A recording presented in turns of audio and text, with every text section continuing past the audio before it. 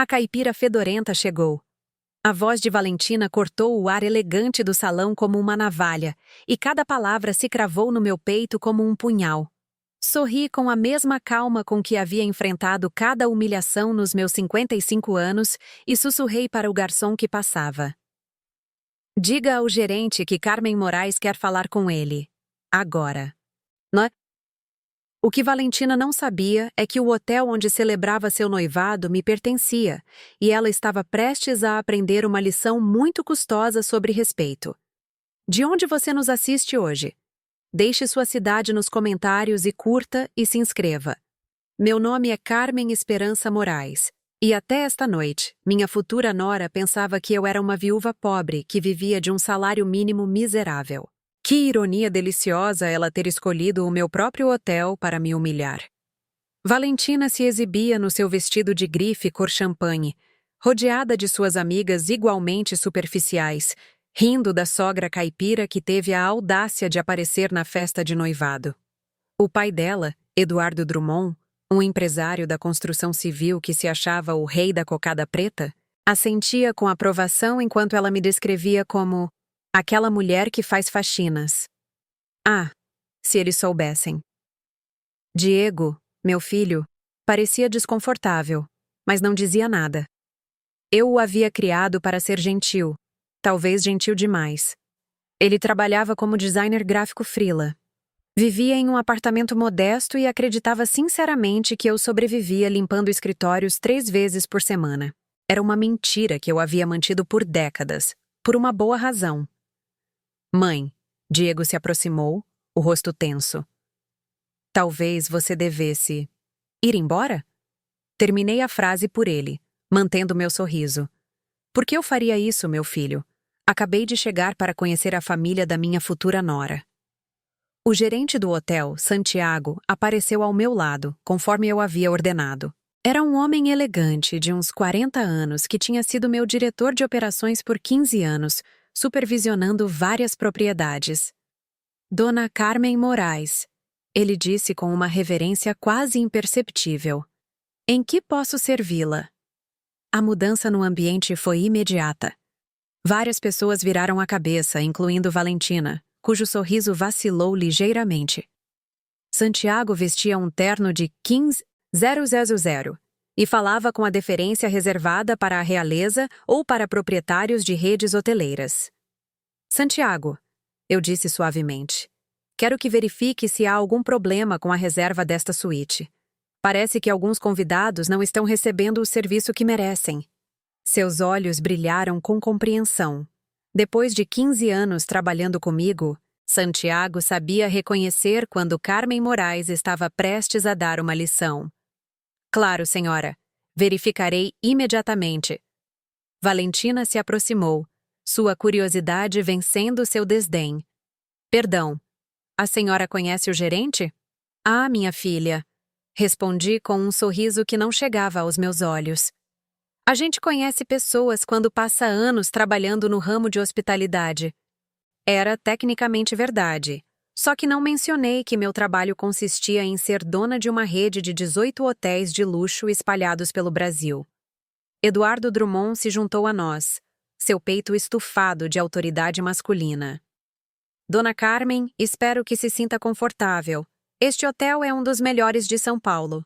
Claro, a reserva nos custou uma fortuna, mas só o melhor para minha princesa.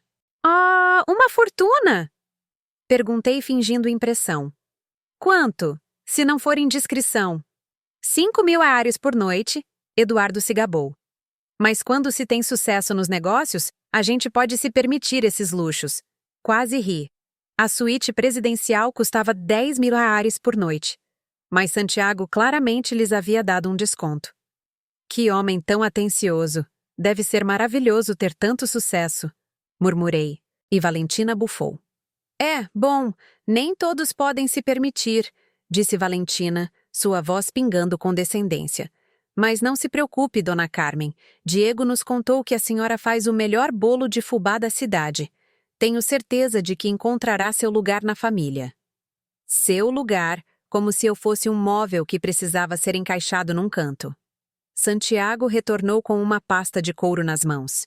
Dona Carmen Moraes, eu revisei a conta e, de fato, há irregularidades que precisam ser discutidas.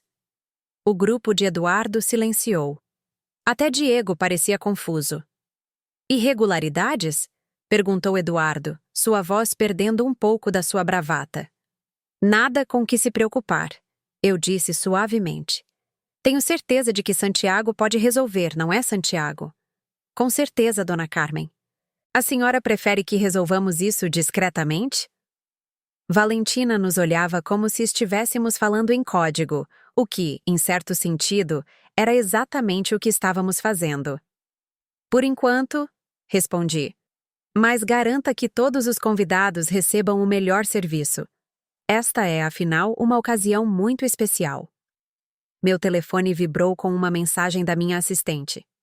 Dona Carmen Moraes, confirma a reunião de amanhã com os investidores de Salvador. Os contratos estão prontos para revisão. 150 milhões de euros em expansão hoteleira. Uma cifra que faria Eduardo Drummond desmaiar. Com licença, disse, guardando o telefone. Tenho que resolver um assunto de trabalho. Trabalho. Valentina riu. Aos sábados, ela também limpa escritórios.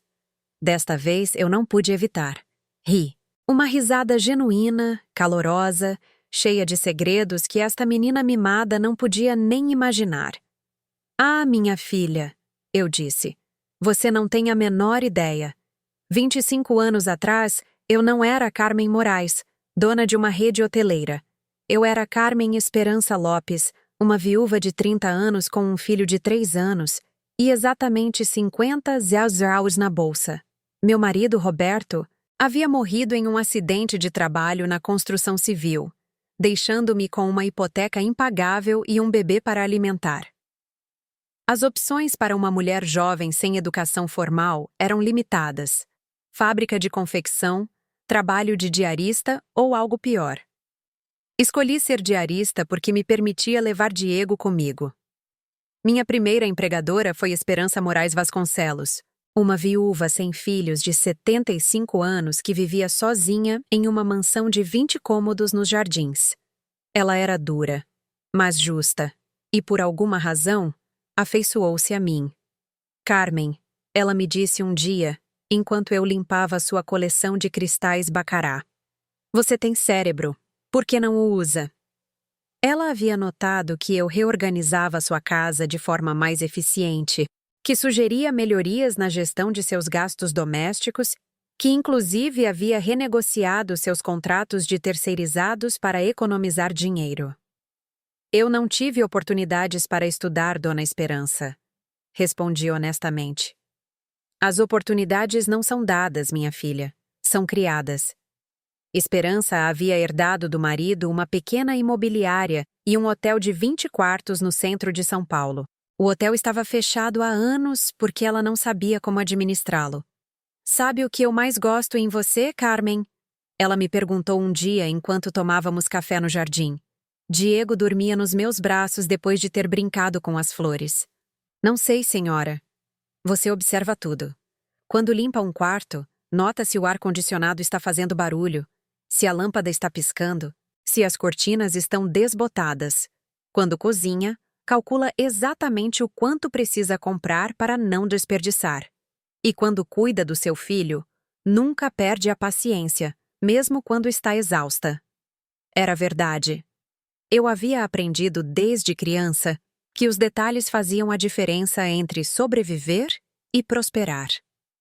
Você gostaria de me ajudar com algo? Ela perguntou. Claro, senhora. Quero reabrir o Hotel Esperança, mas não sei nada sobre hotéis. Você sabe como fazer as coisas funcionarem. Fiquei em silêncio, processando o que ela estava me propondo. Dona Esperança, eu não sei nada sobre administrar hotéis, mas você sabe sobre limpar, sobre cozinhar, sobre fazer as pessoas se sentirem confortáveis.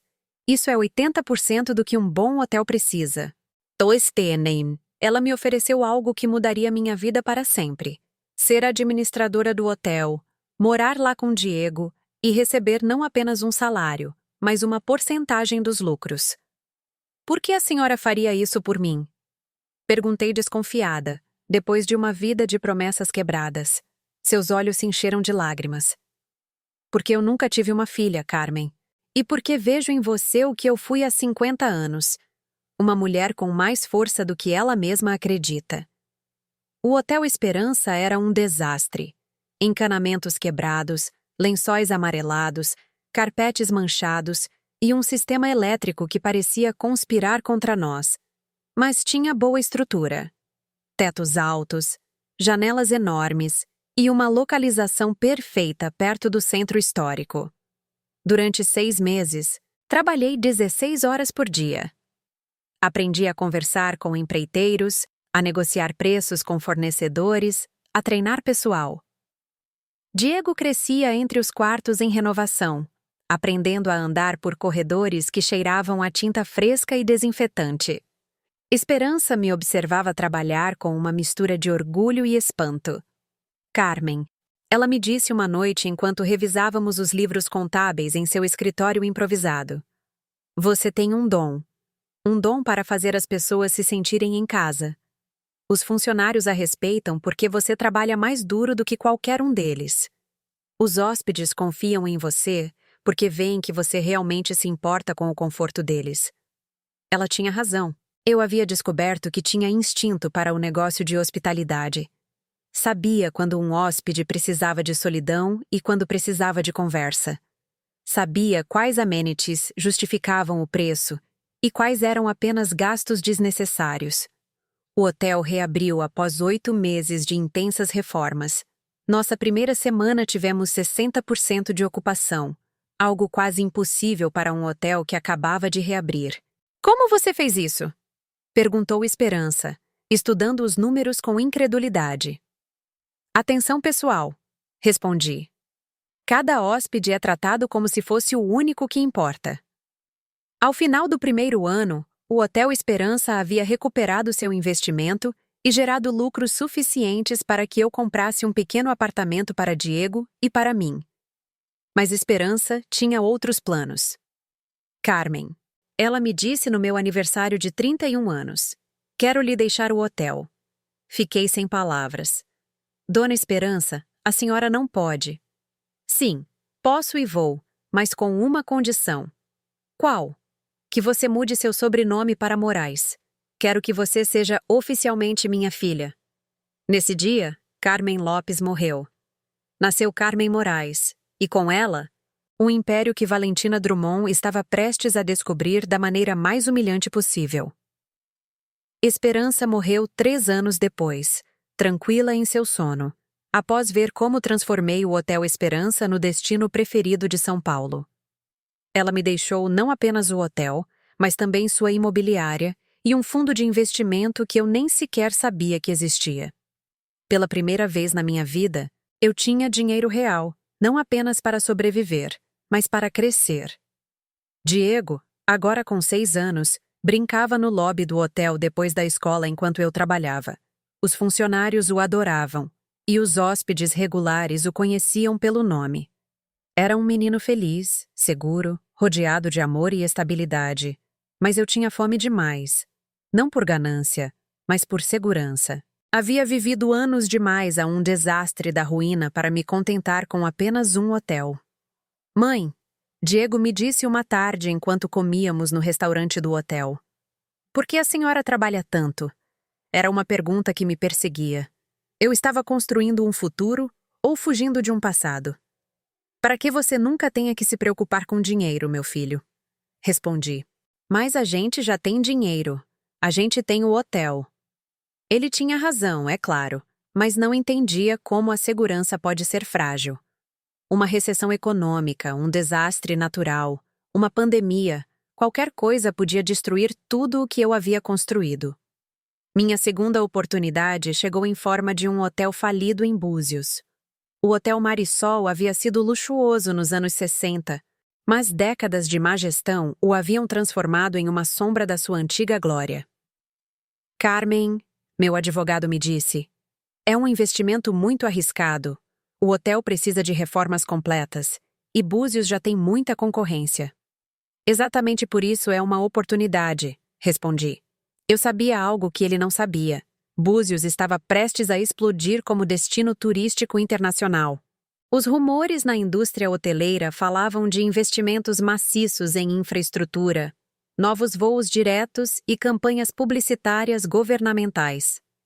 Comprei o Hotel Mar e Sol por uma fração do seu valor real e passei os 2 anos seguintes reformando-o completamente. Desta vez, não trabalhei sozinha. Eu havia aprendido a delegar, a contratar experts, a confiar na minha equipe. Diego e eu nos mudamos temporariamente para Búzios para supervisionar as obras. Ele tinha 8 anos e havia herdado minha curiosidade pelos negócios. Acompanhava-me a reuniões com empreiteiros, fazia anotações no seu caderno de desenhos e fazia perguntas que, às vezes, eram mais inteligentes que as dos adultos. Mãe, por que esse senhor diz que os azulejos caros são melhores se os baratos parecem iguais? Porque os caros vão durar 20 anos, meu filho. Os baratos durarão 5. A longo prazo, os caros são mais econômicos. Era uma lição que eu aplicava a tudo: pessoal, fornecedores, localizações. Eu sempre pensava em décadas, não em trimestres. O Hotel Mar e Sol reabriu como um destino boutique de luxo. 40 quartos, cada um com vista para o oceano. Serviço personalizado e preços que refletiam a exclusividade.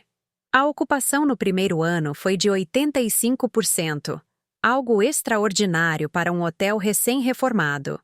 Mas meu verdadeiro golpe de mestre veio quando conheci Alexandre Fontes, um investidor imobiliário que se hospedava regularmente nos meus hotéis durante suas viagens de negócios.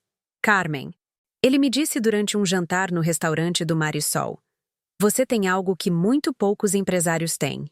O quê? Visão a longo prazo combinada com atenção obsessiva aos detalhes. É uma combinação muito rara. Alexandre se tornou meu mentor não oficial e, eventualmente, algo mais. Era viúvo como eu, com 2 filhos adultos que viviam no exterior. Era 10 anos mais velho que eu, elegante, inteligente e genuinamente interessado no meu sucesso profissional. "Você já pensou em expandir para fora do Brasil?" Ele me perguntou uma noite enquanto passeávamos pela praia. "Algum dia", respondi, "mas primeiro quero consolidar aqui." Inteligente. Muitos empresários expandem muito rápido e perdem tudo. Alexandre havia construído sua própria fortuna em imóveis comerciais, mas admirava o que eu havia alcançado na hospitalidade. Ensinou-me sobre investimentos diversificados, planejamento financeiro sofisticado e estratégias de crescimento sustentável. Nós nos casamos quando Diego tinha 10 anos, em uma pequena cerimônia no jardim do Hotel Esperança. Diego estava encantado por ter uma figura paterna, e Alexandre se tornou o pai que ele nunca havia conhecido. Durante os 5 anos seguintes, nossa família cresceu e nosso império também. Alexandre e eu compramos mais 6 hotéis, cada um em localizações estratégicas, cada um reformado até se tornar um destino de luxo. A coleção Moraes nasceu oficialmente quando Diego completou 15 anos. 8 hotéis boutique, cada um único, cada um rentável, todos operando sob os mais altos padrões de serviço. "Mãe, o Diego me disse no dia em que registramos oficialmente a marca: algum dia tudo isso será meu." "Se você quiser", respondi, "mas terá que merecer." Eu não tinha ideia de que 2 anos depois, o destino colocaria essas palavras à prova de maneiras que eu nunca pude imaginar. Alexandre morreu de um infarto fulminante em uma manhã de março, sem aviso. Sem despedidas, sem tempo para nos preparar. Diego tinha 17 anos e eu 37, viúva novamente, mas desta vez com um império para proteger. O funeral foi privado, apenas família próxima e funcionários de confiança. Mas nos dias seguintes, descobri algo que mudaria minha perspectiva sobre dinheiro e poder para sempre. Os filhos de Alexandre, que haviam vivido na Europa durante anos, apareceram com advogados exigindo sua parte da herança familiar. Não lhes importava que eu tivesse trabalhado junto com o pai para construir a metade daquela fortuna. Para eles, eu era apenas a viúva jovem que havia seduzido o pai.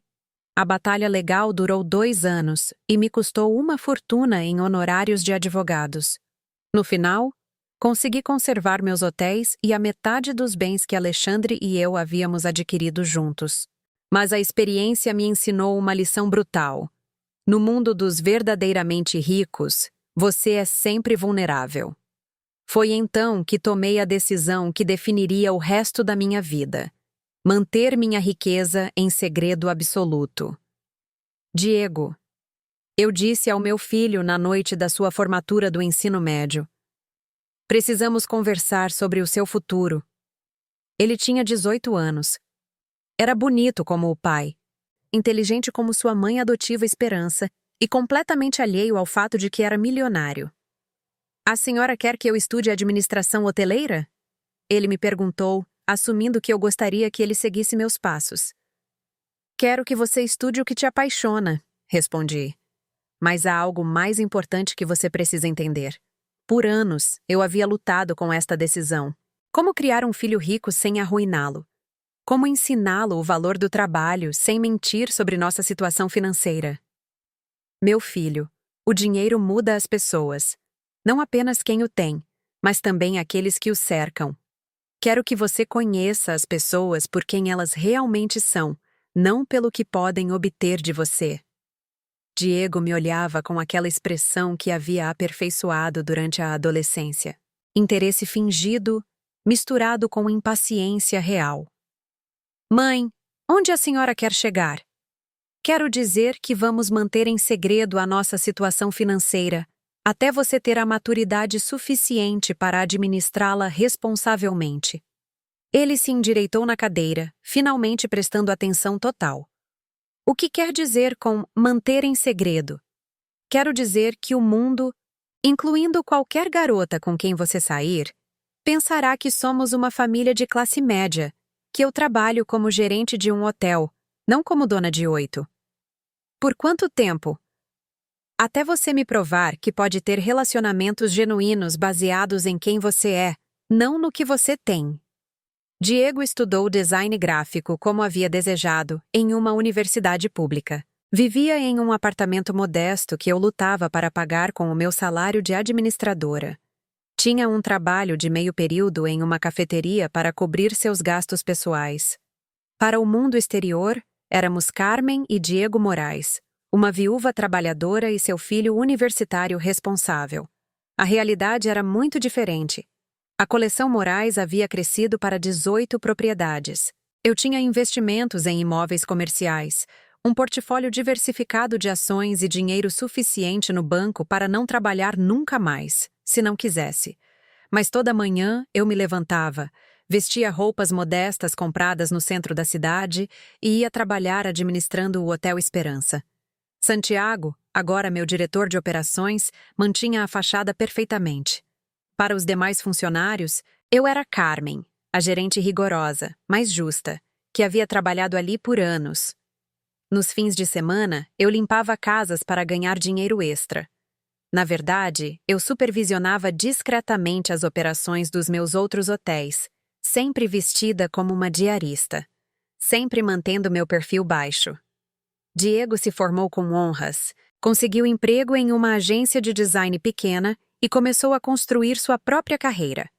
Era trabalhador, humilde e completamente inconsciente de que seu fundo fiduciário poderia comprar a agência onde trabalhava. "Quando a senhora vai contar a verdade?" perguntou Santiago durante uma de nossas reuniões mensais. "Quando ele encontrar a pessoa certa", respondi. "Quero ver como ela se comporta quando pensa que ele não tem nada a oferecer, exceto ele mesmo." Essa prova chegou em forma de Valentina Drummond. Diego a conheceu em uma conferência de design há 2 anos. Ela trabalhava com relações públicas para empresas de luxo. Ele fazia freela para pequenos negócios. No papel, era um descompasso econômico. "Mãe", Diego me disse depois de sair com ela por 3 meses. "Acho que ela é a pessoa certa." "Por quê?" "Porque ela me aceita como eu sou. Sabe que eu não tenho dinheiro, que minha mãe faz faxinas para fechar o mês, que vivemos modestamente e não se importa." "Ah, se isso tivesse sido verdade." Comecei a observar Valentina mais cuidadosamente. Contratei discretamente um investigador particular, algo que eu nunca havia feito antes, mas meu instinto maternal me gritava que algo não estava certo. O primeiro sinal de alarme veio quando ela sugeriu que Diego pedisse um empréstimo para comprar um carro mais novo, porque as aparências importam no seu trabalho. A segunda foi quando comentou que era uma pena eu não ter conseguido mais na vida, considerando o quanto eu era inteligente. A terceira foi quando começou a falar sobre o futuro deles juntos em termos de melhorar a situação financeira e fazer conexões úteis. Diego não via essas bandeiras vermelhas porque estava apaixonado, mas eu havia vivido o suficiente para reconhecer uma interesseira quando a via. O noivado foi anunciado há 6 meses. Valentina insistiu em uma festa no melhor hotel de São Paulo, porque a família Drummond tem padrões. Que ironia perfeita ela ter escolhido o Grand Morais Palace para a celebração. O hotel que eu havia comprado e reformado secretamente no ano passado, usando uma holding para manter minha identidade oculta. Eduardo Drummond não tinha ideia de que a filha estava celebrando o noivado em um hotel de propriedade da caipira pobre que ele tanto desprezava. Tem certeza de que quer se casar com ela? Perguntei a Diego na semana anterior ao noivado. Por que a senhora me pergunta isso? Porque as pessoas mostram seu verdadeiro caráter quando acreditam que têm poder sobre os outros. Valentina não é assim, mãe. Ela é doce, inteligente, ambiciosa. As 3 coisas podem ser verdadeiras ao mesmo tempo em que ela também é cruel com as pessoas que considera inferiores. A senhora está sendo injusta, talvez. Mas naquela noite, na sua própria festa, Valentina ia mostrar a Diego exatamente quem ela era quando não havia consequências. E eu estaria lá para garantir que ele aprendesse a lição. Santiago, sussurrei para o gerente enquanto Valentina continuava a se exibir com as amigas. Quero que traga os contratos de compra do hotel. Os originais. Seus olhos se iluminaram com compreensão imediata. Santiago havia supervisionado esta aquisição como meu diretor de operações. Ele sabia exatamente o que significaria revelar que Carmen Morais, a caipira fedorenta, era na verdade a proprietária do lugar onde Eduardo Drummond estava se gabando de ter gasto uma fortuna. Todos os documentos, Dona Carmen. Todos, incluindo os registros da renovação e os relatórios financeiros do último trimestre. Santiago desapareceu discretamente. Enquanto isso, observei Valentina continuar com seu show de superioridade. Ela havia reunido um pequeno grupo de amigas ao redor de uma mesa perto do bar, e da minha posição próxima às janelas do balcão, eu podia ouvir cada palavra venenosa que saía de sua boca perfeitamente maquiada. Sério, não entendo o que Diego viu naquela família. Ela sussurrava para uma loira com muito botox. A mãe limpa banheiros. Conseguem imaginar. Sua amiga riu, como se ela tivesse dito algo brilhante. Mas o rapaz é bonito, não é? Sim, tem potencial e é talentoso com design. Assim que estiver sob minha influência, pode fazer conexões reais. E a mãe? Ah, assim que estivermos casados, posso limitá-la a ocasiões especiais? Natal, talvez, contanto que fique quietinha.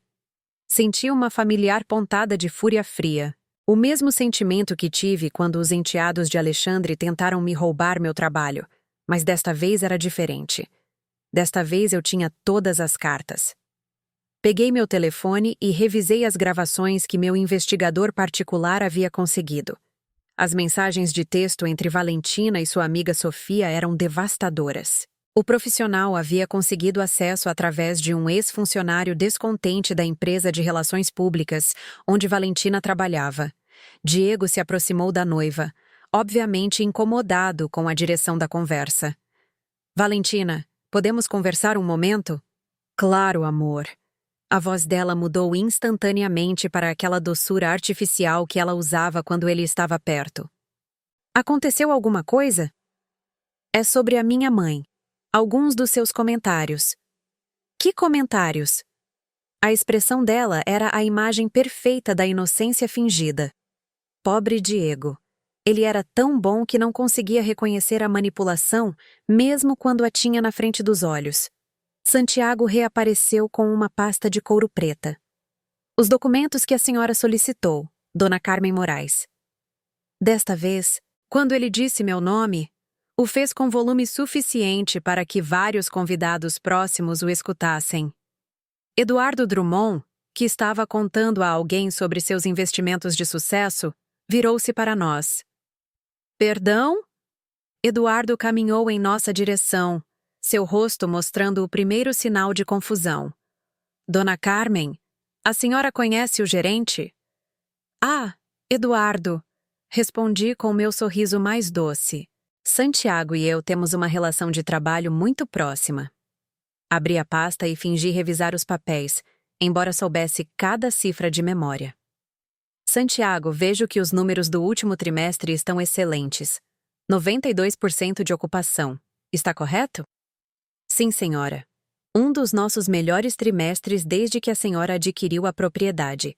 O silêncio que se seguiu foi delicioso. Eduardo piscou várias vezes, como se estivesse processando um idioma estrangeiro. Adquiriu. O que quer dizer com adquiriu? Valentina havia parado de se exibir e se aproximava lentamente, seu instinto de sobrevivência social finalmente detectando perigo. Pai, o que está acontecendo? Santiago, eu disse tranquilamente. Poderia explicar ao senhor. Drummond, quem é a proprietária do Grand Moraes Palace? Santiago pigarreou profissionalmente. Com certeza, a senhora Carmen Esperança Moraes é a proprietária única desta propriedade desde março do ano passado, quando a adquiriu através da Investimentos Moraes S.A. O rosto de Eduardo passou por vários tons de vermelho antes de se fixar em um roxo pouco saudável. Isso é impossível. Por que seria impossível, Eduardo? Perguntei com curiosidade genuína. Porque sou mulher? Porque sou viúva? Ou porque sua filha me descreveu como a caipira fedorenta? Valentina havia ficado completamente imóvel, como um veado diante dos faróis de um carro. Diego apareceu ao meu lado, seu rosto mostrando uma mistura de confusão e algo que se parecia perigosamente com a compreensão. Mãe, ele disse lentamente, o que está acontecendo aqui? O que está acontecendo, meu filho, é que sua noiva acaba de aprender uma lição muito custosa sobre respeito. Virei-me para a pasta e tirei uma folha específica. Santiago, pode confirmar quanto o Sr. Drummond pagou pela suíte presidencial esta noite? 5.000, senhora, com o desconto que a senhora autorizou para hóspedes corporativos. Desconto? Eduardo parecia que estava prestes a desmaiar. Claro, o preço regular da suíte presidencial é de 10.000 reais por noite, mas como é uma ocasião especial? Fiz uma pausa dramática. Decidi ser generosa. O pequeno círculo de convidados que havia se reunido ao nosso redor estava completamente silencioso. Valentina parecia estar procurando desesperadamente uma saída de escape que não existia. Isto deve ser algum tipo de piada, murmurou Eduardo. Uma piada. Eu ri suavemente. Eduardo, sou dona de 18 hotéis de luxo em todo o Brasil. Fiz um gesto elegante em direção ao salão. É apenas uma das minhas propriedades menores. Diego me olhava como se estivesse me vendo pela primeira vez na vida. Santiago, continuei. Poderia trazer ao Sr. Drummond uma lista das nossas outras propriedades? Acho que ele gostaria de saber onde mais poderia ter gastado uma fortuna sem saber. Valentina finalmente encontrou sua voz, embora soasse como se tivesse engolido vidro. Isto é impossível. Diego nos disse que a senhora limpa casas. Tecnicamente correto, respondi. Eu limpo casas. Também limpo hotéis de hóspedes problemáticos, funcionários incompetentes e ocasionalmente. Olhei-a diretamente nos olhos. Pessoas que confundem minha generosidade com fraqueza. O telefone de Eduardo começou a tocar. Ele atendeu automaticamente, ainda em estado de choque. Alô? Quem? Da Forbes Brasil? Seu rosto empalideceu ainda mais. Não, deve haver um erro. Carmen Moraes, da coleção Moraes, mas ela está aqui. Ele encerrou a chamada e me olhou com verdadeiro terror nos olhos. Era um jornalista. Ele sussurrou. Queria uma entrevista sobre sua inclusão na lista das mulheres empresárias mais bem-sucedidas do Brasil. Ah, que inoportunos! Exclamei com fingida exasperação. Sempre ligam na hora menos conveniente. Desta vez, foi Diego quem falou. Sua voz era apenas um murmúrio. Mãe, quem a senhora realmente é? Sou sua mãe, respondia Diego com um sorriso que ocultava 25 anos de segredos. Mas também sou Carmen Esperança Moraes, CEO da coleção Moraes, proprietária de 18 hotéis de luxo. E segundo a Forbes Brasil, a 13ª mulher mais rica do país. O silêncio que se seguiu foi tão completo que pude ouvir o tilintar das taças de champanhe. Valentina parecia ter se transformado em estátua. Seu pai, Eduardo, havia se deixado cair em uma cadeira próxima, seu rosto da cor de cera de vela. Mas foi Diego quem me partiu o coração com sua expressão de absoluta traição. 25 anos. Ele sussurrou. 25 anos de mentiras. 25 anos de proteção. Corrigi suavemente. Lembra-se quando você tinha 12 anos e seu amigo Roberto começou a agir estranho com você depois que o pai dele viu nosso carro? Diego assentiu, confuso. E lembra-se do que você me disse? Que preferia que as pessoas gostassem de você por quem você era, não pelo que você tinha. O rosto dele mudou ligeiramente, a lembrança lutando contra sua raiva. Foi exatamente isso que eu quis te dar, meu filho. Uma vida onde as pessoas te valorizassem pelo seu caráter, seu talento, seu coração, não pela minha conta bancária. Santiago apareceu discretamente ao meu lado com outra pasta. Dona Carmen Moraes, chegaram os documentos legais que a senhora pediu para revisar. Obrigada, Santiago. Abri a pasta e tirei um documento público que eu havia conseguido por meio de canais legais. Estes são registros públicos do contrato de união estável que Valentina e Diego apresentaram ao cartório na semana passada. Valentina piscou, finalmente saindo do seu choque. Como? Como a senhora tem isso? Porque são documentos públicos, querida. Qualquer pessoa pode solicitar cópias no cartório.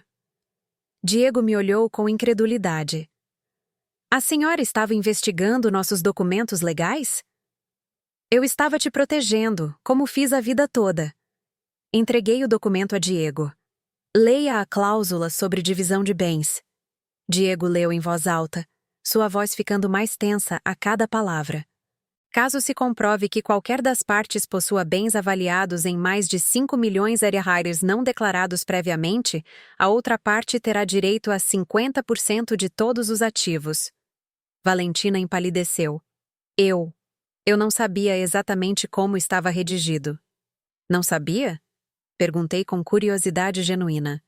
Porque, segundo os registros do tabelião, foi você quem solicitou especificamente essa cláusula. Eduardo finalmente encontrou sua voz. Isto é ridículo. Minha filha nunca faria algo assim. Peguei meu telefone e reproduzi uma gravação que meu investigador particular havia obtido legalmente através de um ex-funcionário descontente da empresa de relações públicas de Valentina. Preciso garantir que, se o Diego acabar tendo mais dinheiro do que aparenta, eu esteja protegida legalmente. Os homens mentem sobre as finanças o tempo todo. Mesmo se a família dele for mais rica do que admitem, quero garantias. Era a voz de Valentina, inconfundível. Diego deixou cair o contrato como se fosse veneno. Valentina, ele disse com uma voz que eu não reconheci. Isso é real. Ela tentou recuperar o controle. Diego, amor, você tem que entender. Uma mulher tem que se proteger. Eu não sabia nada sobre sua família, sobre sua situação real. Então, você planejou se casar comigo por dinheiro que nem sequer sabia se eu tinha? Não, quer dizer. É complicado, não é? Não, interrompeu Diego, e pela primeira vez em anos, ouvi o tom de autoridade que ele havia herdado de mim. É muito simples. Você planejou se casar comigo acreditando que eu era pobre, mas se garantiu legalmente para o caso de eu ser rico. Aproximei-me do meu filho e coloquei minha mão no ombro dele. Diego, há algo mais que você precisa saber? Peguei meu telefone e mostrei uma série de capturas de tela. Estas são mensagens entre Valentina e sua amiga Sofia, de 3 semanas atrás. Meu investigador particular as obteve quando o ex-funcionário da empresa dela as forneceu voluntariamente após pedir demissão. Diego leu em silêncio, mas pude ver seu rosto endurecer a cada linha. Quer ler em voz alta? Perguntei suavemente. Já estou quase terminando com o projeto. Diego leu em voz baixa. Assim que estiver casada, posso começar a transformá-lo em alguém útil. A mãe dele é patética, mas será fácil de lidar. Sua voz falhou na última frase. O plano é perfeito.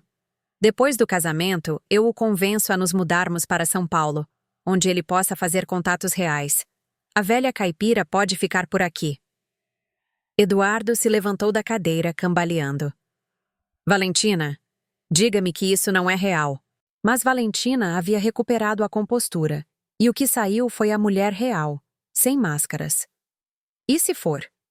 Por acaso eu não tenho o direito de querer uma vida melhor? De me casar com alguém que possa me dar oportunidades, mesmo que isso signifique manipular e mentir? Mentir? Perguntou Diego. Todo mundo mente, Diego. Você me mentiu sobre sua situação econômica. Sua mãe me mentiu sobre quem ela realmente era.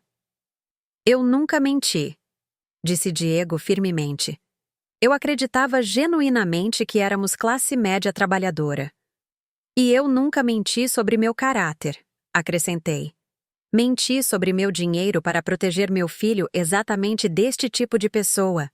Valentina se voltou para mim, o rosto contorcido de fúria. Pessoas como eu. Você se refere a pessoas ambiciosas que não se conformam em limpar banheiros a vida toda? O tapa que ela levou não veio de mim, mas do seu próprio pai. Valentina, como você se atreve? Não, Eduardo, eu disse calmamente. Deixe-a falar. É importante que Diego ouça exatamente o que ela pensa da mulher que o criou. Valentina tocou a bochecha, os olhos brilhando com lágrimas de raiva e humilhação. Mas quando falou, foi diretamente para Diego. Se você realmente me amasse, não importaria o que eu disse ou fiz. Você lutaria por nós. Diego a olhou por um longo momento e, quando finalmente falou, sua voz era a de um homem que havia envelhecido anos em minutos. Você tem razão. Se eu te amasse, lutaria por nós. Mas acontece que eu não posso amar alguém que vê minha mãe como um obstáculo a ser gerenciado e a mim como um projeto a ser transformado. Ele tirou o anel de noivado e o deixou na mesa. Nosso noivado está terminado. O caos que se seguiu à ruptura do noivado foi francamente divertido. Valentina começou a gritar que tudo aquilo era uma armação elaborada para arruinar sua vida. Eduardo alternava entre pedir desculpas a mim e repreender a filha. Os convidados sussurravam e tiravam fotos discretas com seus telefones. Mas minha atenção estava completamente focada em Diego, que havia desaparecido em direção ao balcão externo. Santiago, eu disse. Você poderia gerenciar esta situação? Acho que os Srs. Drummond precisam de tempo para processar tudo. Com certeza. Dona Carmen, devo preparar a suíte executiva para a senhora e seu filho para que possam conversar em particular. Perfeito. E Santiago, envie uma garrafa do Macallan 25 anos. Acho que vamos precisar. Encontrei Diego no balcão, olhando para a cidade noturna. Suas mãos tremiam ligeiramente enquanto acendia um cigarro. Um hábito que ele havia largado anos atrás. Não sabia que você tinha voltado a fumar, comentei, aproximando-me lentamente. Também não sabia que minha mãe era milionária. Ele respondeu sem se virar. Parece que ambos temos surpresas. Ficamos em silêncio por vários minutos. Ao longe, podíamos ouvir o burburinho da festa que continuava lá dentro, embora com consideravelmente menos entusiasmo do que antes. Você está zangado comigo? A perguntei finalmente. Diego exalou fumaça em direção às estrelas. Estou confuso, mãe. Por 25 anos, pensei que a senhora era uma mulher trabalhadora que lutava para me dar o melhor, admirável por seu sacrifício e determinação. E eu fui. Trabalhei 16 horas por dia por anos para construir isso. Mas a senhora também era rica. Podia ter me dado tudo. Universidade privada, roupas de grife, férias na Europa. Por que não fez? Apoiei-me na grade do balcão, escolhendo minhas palavras cuidadosamente. Lembra-se do Sebastião Siqueira, do seu ensino médio? Diego assentiu. Sebastião havia sido o filho de um político corrupto, conhecido por chegar à escola em carros diferentes a cada semana e por ter amigos que desapareciam assim que seus pais tinham problemas financeiros. Lembra-se do que você me disse sobre ele?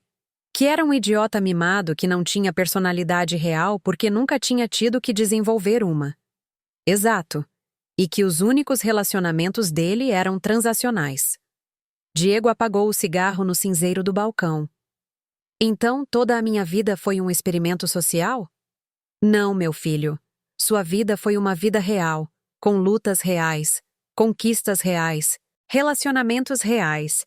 A diferença é que agora você tem a sabedoria de distinguir entre pessoas genuínas e caçadoras de fortunas. Como a Valentina. Como a Valentina. Santiago apareceu discretamente na porta do balcão. Dona Carmen Moraes. A suíte executiva está pronta quando quiserem. Obrigada, Santiago. E os Drummond? O senhor. Drummond pediu desculpas em nome de sua família e se retirou com a filha. Mencionou algo sobre terapia familiar urgente. Diego riu amargamente. Terapia familiar. Como se isso fosse mudar o fato de que estive prestes a me casar com uma mulher que me via como um projeto de melhoria pessoal. Nós nos dirigimos para a suíte executiva, um espaço que eu havia projetado especificamente para reuniões privadas importantes. Janelas do chão ao teto, móveis de couro italiano e uma vista panorâmica de São Paulo que nunca deixava de me impressionar. Santiago havia servido o uísque em copos de cristal que custavam mais do que o salário mensal médio brasileiro. Ironias da vida, Diego. Comecei enquanto nos acomodávamos nos sofás. Sei que é muita coisa para processar, mas preciso que você entenda algo importante. O quê? Tudo o que eu construí, tudo isso. Fiz um gesto em direção ao quarto elegante. Eu fiz pensando em você, no seu futuro, na sua segurança, nas oportunidades que você poderia ter. Diego tomou um gole de uísque. Fez uma careta com a força do álcool e me olhou diretamente nos olhos pela primeira vez na noite. Então, quanto? Perdão? Quanto dinheiro a gente realmente tem? Peguei meu telefone e mostrei o aplicativo do meu banco privado. Caixa e Investimentos Líquidos. R40MILH IS. VALURDACOLC UIA UMORAIS. APRUICMADAMNTR. 140 milhar. UIUIS. Valor da Colice RCA. O Moraes. Aproximadamente R$ 800 milhões. Investimentos em imóveis não hoteleiros. R300 MET, ILHUIU, IS, TUTALA, PRURCIMEADU, R300 milhetes IARES. Total aproximado. R$ 1 bilhão e 240 milhões de reais. Diego ficou imóvel, o copo a meio caminho da boca. Um bilhão. Um pouco mais do que isso, tecnicamente. Ele terminou o uísque de uma vez. Mãe do céu, eu. Nós somos muito, muito ricos. Sim, e você não tem acesso a nada disso. Na verdade, peguei outra pasta que eu havia tido preparada por anos. Quando você completou 18 anos, estabeleci um fundo fiduciário em seu nome. Atualmente, ele tem um valor de aproximadamente 50 milhões de dólares. 50 milhões. Tem gerado juros por 7 anos. Sua parte cresce automaticamente a cada ano. Diego se levantou e começou a caminhar pela sala. Isso é irreal. Por que a senhora me conta isso agora? Porque esta noite você demonstrou que tem o caráter necessário para lidar com esta responsabilidade. Você rompeu com Valentina não porque descobriu que tinha dinheiro, mas porque descobriu quem ela era realmente. E se eu não tivesse rompido com ela? Sorri. Então eu teria encontrado outra maneira de te proteger, embora eu deva admitir que esta foi muito mais satisfatória. Diego parou em frente às janelas, contemplando a cidade que agora sabia que parcialmente lhe pertencia. O que eu devo fazer agora com esta informação? O que você quiser, meu filho. Você pode continuar com seu emprego atual e usar o dinheiro apenas como segurança. Você pode se juntar ao negócio da família. Você pode começar sua própria empresa ou pode viajar pelo mundo por 10 anos. Ele se virou para mim. E o que a senhora quer que eu faça? Quero que você seja feliz e que nunca mais deixe que alguém o trate como se você fosse menos do que você é. A porta da suíte se abriu e Santiago entrou, pedindo desculpas. Perdão por interromper, Dona Carmen Moraes, mas há uma situação que requer sua atenção. Que tipo de situação? Há 5 repórteres no lobby. Aparentemente, a história desta noite já está vazando nas redes sociais. Diego e eu nos olhamos. Bom, meu filho, eu disse. Parece que nossa vida privada acaba de se tornar muito pública. Na manhã seguinte, as redes sociais haviam transformado a humilhação de Valentina em um fenômeno viral. O hashtag Cacrus Caipira Milionária estava em trending nacional, e os memes já haviam se tornado criativos. Minha foto aparecia em todos os jornais financeiros do país. A mulher invisível do império hoteleiro, de diarista a magnata. O segredo mais bem guardado do Brasil. Diego e eu tomávamos café da manhã na minha casa particular, uma propriedade nos jardins que eu havia mantido deliberadamente modesta para preservar nosso engano. Embora modesta seja relativo quando se tem 4 suítes, jardim com piscina e uma vista espetacular da cidade. Mãe, disse Diego enquanto lia as notícias no celular, tem um artigo aqui que diz que Valentina está dando entrevistas. Sério? E o que diz a pequena vítima? Diego leu em voz alta. Fui manipulada por uma mulher obsessiva que armou uma armadilha elaborada para destruir minha relação com seu filho. Carmen Moraes usou sua riqueza como arma contra uma família trabalhadora. Quase me engasguei com meu café. Família trabalhadora. O pai dela se gaba de ter feito fortuna construindo casas de luxo para narcotraficantes. Ela também diz que a senhora planeja nos processar por difamação. Processar? Por que eu os processaria? Santiago ligou naquele momento. Dona Carmen Moraes, a senhora tem uma ligação urgente. De quem? De Eduardo Drummond. Diz que é sobre uma resolução mutuamente benéfica. Diego e eu trocamos olhares. Coloque no viva voz. Dona Carmen Moraes. A voz de Eduardo soava desesperada. Precisamos conversar urgentemente. Bom dia, Eduardo. Diga como o senhor amanheceu. Dona Carmen, temos um problema. Depois do que aconteceu ontem à noite, alguns dos meus sócios comerciais estão reconsiderando certos acordos. Que tipo de acordos? O projeto de desenvolvimento em Alphaville. Meus investidores estão ficando nervosos com toda a publicidade negativa. O projeto Alphaville. Um empreendimento de luxo que Eduardo vinha promovendo por meses, prometendo retornos fantásticos a investidores que claramente não sabiam que Eduardo tinha mais dívidas do que ativos reais. Eduardo, não entendo como posso ajudá-lo com isso. Bom, eu pensei que talvez, já que tudo foi um mal-entendido, pudéssemos encontrar uma maneira de amenizar a situação. Amenizar? Talvez se a senhora fizesse uma declaração pública explicando que não há ressentimentos entre nossas famílias. Como que tipo de declaração? Algo como que a senhora respeita a decisão dos jovens de terminar o relacionamento amigavelmente e que espera manter uma boa relação com a minha família. Diego me olhava com incredulidade. Fiz-lhe um gesto para que se mantivesse calado. Eduardo, isso é muito atencioso da sua parte. Mas tenho que perguntar. Por que seria benéfico para mim fazer tal declaração? Bom, seria o correto. Afinal, somos pessoas civilizadas. Pessoas civilizadas? Como quando sua filha me chamou de caipira fedorenta ontem à noite? Aquilo foi Valentina. Ela estava estressada com o casamento. Não quis dizer. Ou como quando o senhor disse que era óbvio por que Diego me havia mantido separada de pessoas de qualidade? Silêncio do outro lado da linha. Eduardo? Continuei amavelmente. Acho que há um mal-entendido. Eu não tenho nenhum problema com vocês. Vocês têm um problema comigo. O que quer dizer?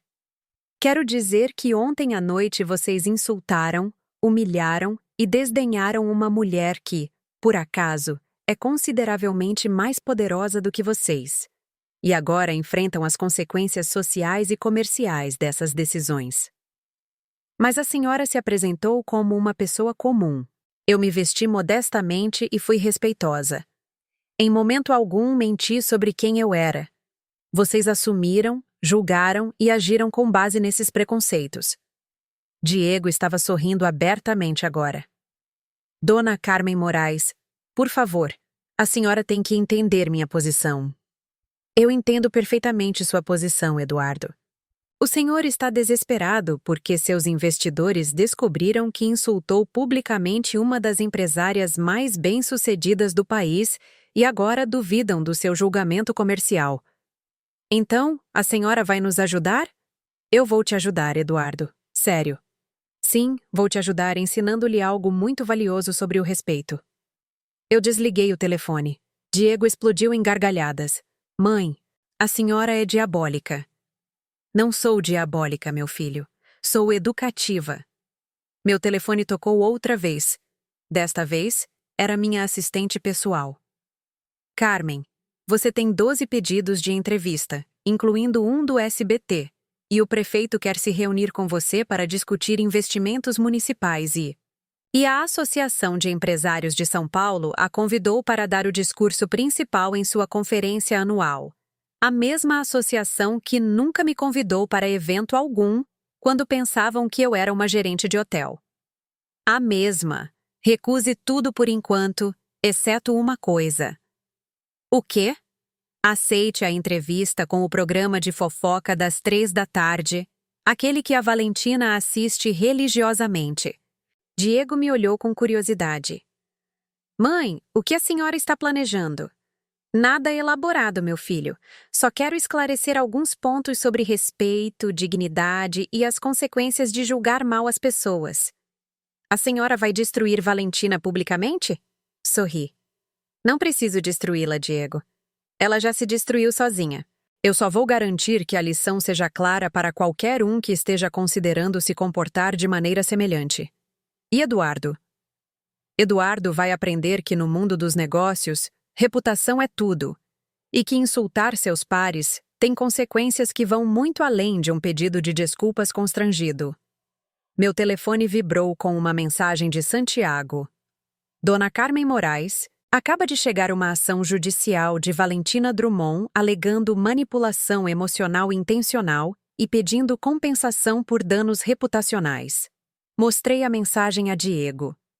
Diga, parece que a senhorita Drummond quer tornar isto ainda mais interessante. O que a senhora vai fazer? Vou fazer algo que eu deveria ter feito há muito tempo. O quê? Parar de ser a mulher invisível. 3 dias depois, apresentei-me no estúdio de televisão vestida com um tailleur Armani azul marinho, sapatos Louboutin e as pérolas de esperança que nunca havia usado em público. Se eu fosse deixar de ser invisível, o faria com estilo. A entrevistadora, Patrícia Mendes, era conhecida por suas perguntas diretas e sua habilidade de fazer com que as pessoas se sentissem à vontade enquanto as desmantelava lentamente. Carmen Moraes, começou Patrícia com seu sorriso profissional. O país inteiro está fascinado com sua história. 25 anos mantendo em segredo uma fortuna de mais de 1 bilhão. Por quê? Patrícia, quando se tem dinheiro de verdade, a gente aprende rapidamente que as pessoas mudam quando sabem. Eu queria garantir que os relacionamentos na vida do meu filho fossem autênticos. Mas Valentina Drummond diz que a senhora orquestrou deliberadamente a humilhação dela. É verdade? Sorri calmamente. Patrícia, Você viu as gravações de segurança daquela noite? Gravações. Peguei meu telefone e mostrei às câmeras um vídeo perfeitamente claro do momento em que Valentina me chamou de caipira fedorenta. Esta gravação é das câmeras do hotel. Como podem ver, eu entrei tranquilamente, cumprimentei respeitosamente e fui imediatamente insultada por uma mulher que nunca havia trocado mais de 10 palavras comigo. O vídeo continuava mostrando como Valentina ria com as amigas, enquanto descrevia meus supostos hábitos de higiene. Carmen, disse Patrícia, claramente desfrutando do drama. O que a senhora sentiu naquele momento? Senti exatamente o que qualquer mãe sentiria ao ver que a mulher que planeja se casar com seu filho a trata com tamanha desfaçatez. E decidi me vingar. Decidi revelar informação que já era pública. Sou dona de uma empresa registrada. Pago meus impostos. Minhas propriedades estão em meu nome. Não há nada secreto sobre meu sucesso empresarial, exceto que eu escolhi não me gabar. Mas Valentina diz que a senhora manipulou a situação para fazê-la parecer má. Patrícia, vou lhe mostrar algo. Peguei a pasta com os documentos que Santiago havia preparado meticulosamente. Estes são os registros financeiros do Sr. Eduardo Drummond e sua empresa. Informação pública obtida do registro mercantil. As câmeras se aproximaram enquanto eu abria os documentos. Eduardo Drummond se gaba de ser um empresário de sucesso. A realidade é que sua empresa tem dívidas de 12 milhões de dólares. Não reporta lucros reais há 3 anos e está sendo investigada pela Receita Federal por irregularidades fiscais. Patrícia parecia ter ganhado na loteria das fofocas. Mas isso não havia sido reportado antes. Porque ninguém se deu ao trabalho de investigar. Eduardo vive de sua reputação fabricada e de empréstimos que não pode pagar.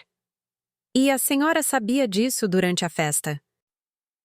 Eu soube quando decidiram celebrar no meu hotel. Eu sempre investigo os antecedentes dos meus hóspedes corporativos. Mostrei outro documento. Isto é particularmente interessante. Eduardo tem dito aos seus investidores que tem contratos garantidos para desenvolver propriedades em terrenos que não lhe pertencem. Isso soa como fraude. Soa exatamente como fraude. Patrícia inclinou-se para a frente. Carmen, a senhora está dizendo que Eduardo Drummond está envolvido em atividades fraudulentas? Estou dizendo que os documentos falam por si e que qualquer investidor inteligente deveria investigar antes de confiar seu dinheiro a alguém com este tipo de histórico. Meu telefone vibrou. Era uma mensagem de texto de um número desconhecido. Bruxa, você está destruindo minha família. Isso não vai ficar assim. Mostrei a mensagem a Patrícia. De quem é esta mensagem, Carmen? Do número de Valentina Drummond. Pode verificar. E qual é a minha resposta a esta ameaça? Minha resposta é que Valentina continua sem entender que ações têm consequências. Ela insultou uma mulher que não conhecia, manipulou um homem que genuinamente a amava e, quando enfrentou as consequências naturais do seu comportamento, decidiu culpar a todos, menos a si mesma. Patrícia olhou diretamente para a câmera. Telespectadores, temos uma situação extraordinária aqui. Carmen Moraes está nos mostrando evidências de que a família Drummond não apenas insultou publicamente uma empresária bem-sucedida, mas que aparentemente está envolvida em atividades comerciais questionáveis. Patrícia, eu disse calmamente, quero esclarecer algo importante. Não estou atacando os Drummonds por vingança pessoal. Então, por quê? Porque no Brasil, temos uma cultura de classismo que precisa acabar. Pessoas como os Drummonds acham que podem humilhar os outros baseando-se em percepções superficiais sobre status econômico. Inclinei-me para a câmera. Quero que todos no Brasil entendam algo. O respeito não tem preço. A dignidade não é negociável. E ninguém, não importa o quão rico ou poderoso se ache, tem o direito de humilhar outro ser humano. Uma mensagem para Valentina? Sim, Valentina, você ainda é jovem. Pode aprender com isso e se tornar uma pessoa melhor. Mas isso exigirá que você assuma a responsabilidade por suas ações em vez de culpar os outros pelas consequências. E quanto a Eduardo, Eduardo precisa entender que mentir sobre sua situação financeira para dar golpe em investidores não é ser empresário, é ser criminoso. Patrícia sorriu com satisfação. Carmen Moraes, muito obrigada por esta entrevista reveladora. Obrigada, Patrícia. Enquanto eu saía do estúdio, meu telefone explodiu com chamadas. Repórteres, advogados de Eduardo pedindo reuniões urgentes e, surpreendentemente, dezenas de mulheres empresárias me parabenizando por finalmente dizer o que todas pensávamos. Mas a ligação mais importante veio de Diego. Mãe, ele disse quando atendi. Acabei de ver a entrevista e estou orgulhoso da senhora. Não pelo dinheiro, mas pela mulher que a senhora é. Obrigada, meu filho. Há algo mais? O quê? Quero trabalhar oficialmente com a senhora na coleção Moraes. Sorri enquanto saía do estúdio em direção ao meu carro. Tem certeza? Completamente. É hora de eu aprender o negócio da família com a mulher mais forte que eu conheço. Então, amanhã cedo, meu filho.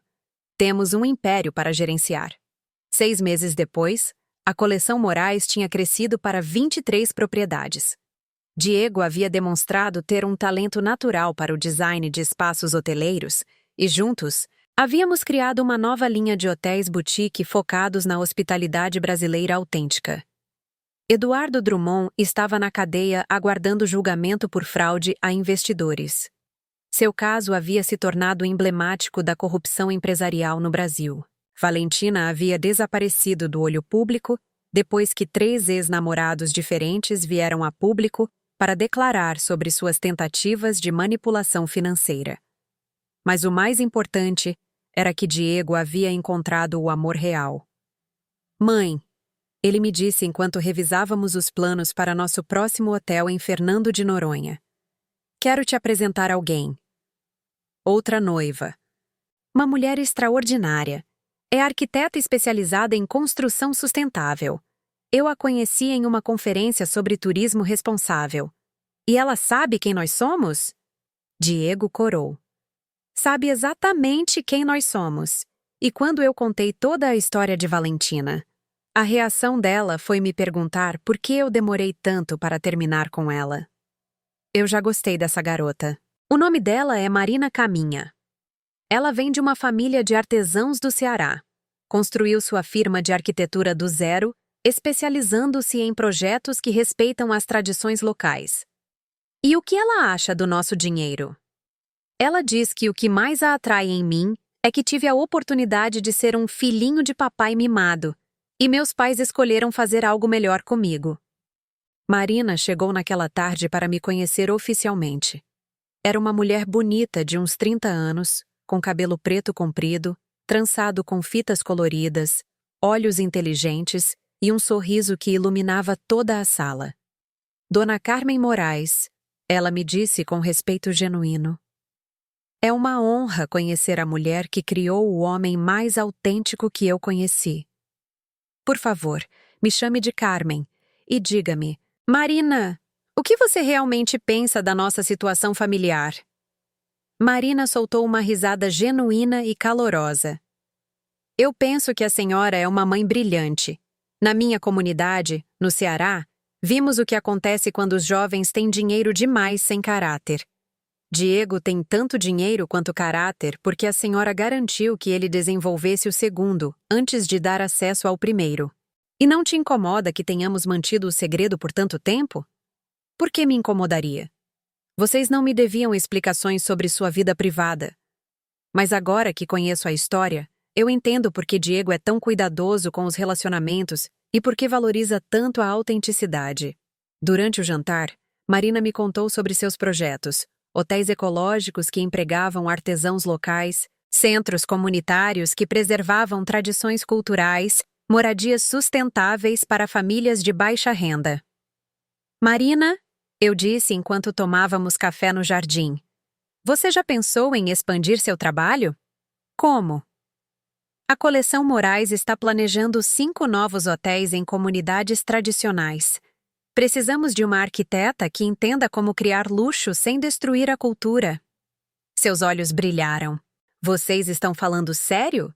Completamente, mas com uma condição. Qual? Que você projete esses projetos não como contratada, mas como sócia. Queremos que Marina Caminha seja codona desses empreendimentos. Marina ficou sem palavras por vários segundos. Carmen, isso mudaria. Mudaria todo o meu trabalho, meu impacto. Mudaria o mundo para dezenas de comunidades. E além disso, olhei para Diego com um sorriso. Suspeito que você fará parte da família em breve. Diego corou. Mãe, acabamos de começar a namorar oficialmente.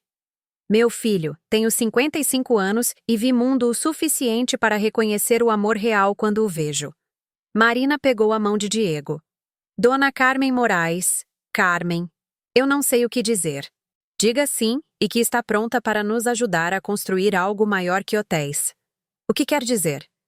Quero criar uma fundação. Educação e oportunidades comerciais para mulheres em comunidades rurais, especialmente para mães solteiras.